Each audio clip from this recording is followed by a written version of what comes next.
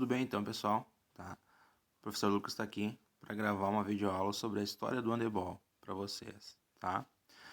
Esse mesmo arquivo aqui que o professor vai estar explicando para vocês, eu vou anexar uma cópia lá no Classroom, tá ok? Deixa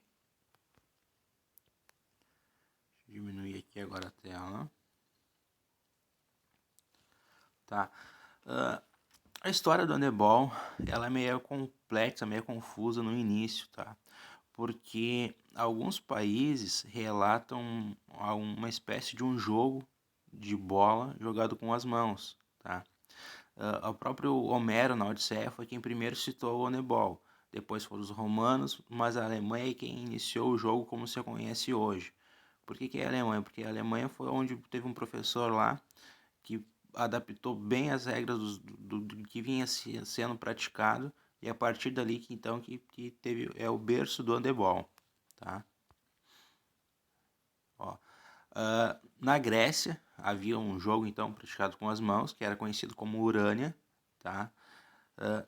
E todavia o handebol, como se joga hoje, foi introduzido na última década do século passado na Alemanha como um Handball, tá?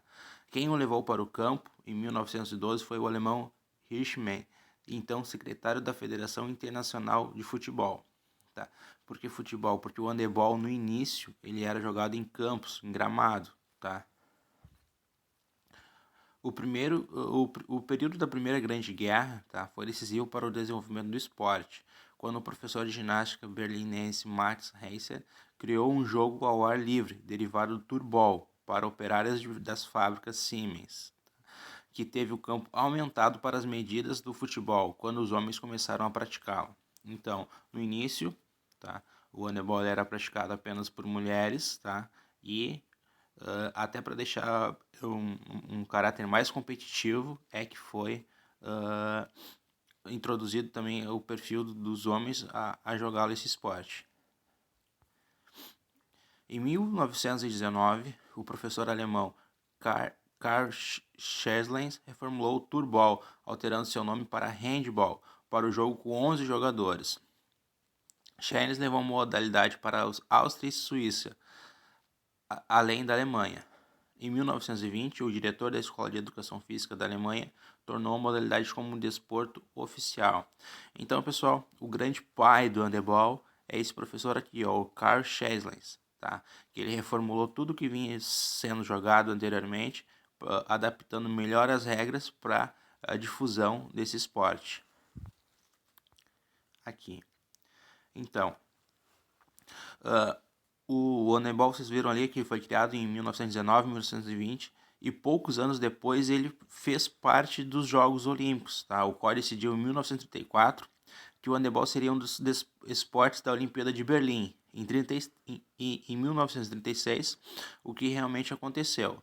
Tá? Lá na Alemanha, 6 países participaram dos Jogos, tá? E essa primeira edição dos Jogos aconteceu no handebol no campo ainda, tá, pessoal? E no sexo masculino, com a Alemanha vencendo a Áustria por um jogo final de 10-6, tá? No entanto, depois dessa edição aí dos jogos, o handebol ficou um longo período fora da edição dos jogos, que ele só retornou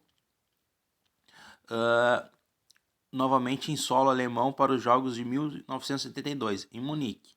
Isso os homens, e já as mulheres passaram a frequentar o cronograma olímpico, tá, em 1976, em Montreal, Canadá. Um pouquinho agora do handebol no Brasil. Tá?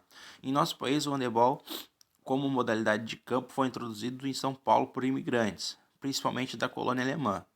No início da década de 30, o handebol ficou restrito a São Paulo até a década de 60, quando o professor francês Augusto Listello, durante um curso internacional em Santos, apresentou a modalidade a professores de outros estados.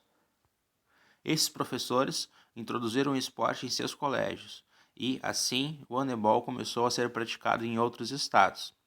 Em 1971, o MEC incluiu o handebol entre as modalidades dos Jogos Estudantis e Jogos Universitários Brasileiros. Com isso, o handebol disseminou-se em todo o território nacional, com vários estados dividindo os títulos nacionais. Então, o handebol aí, a partir disso, foi se popularizando em nosso país também, tá, pessoal? Espero que tenham gostado aí, então, uma boa aula.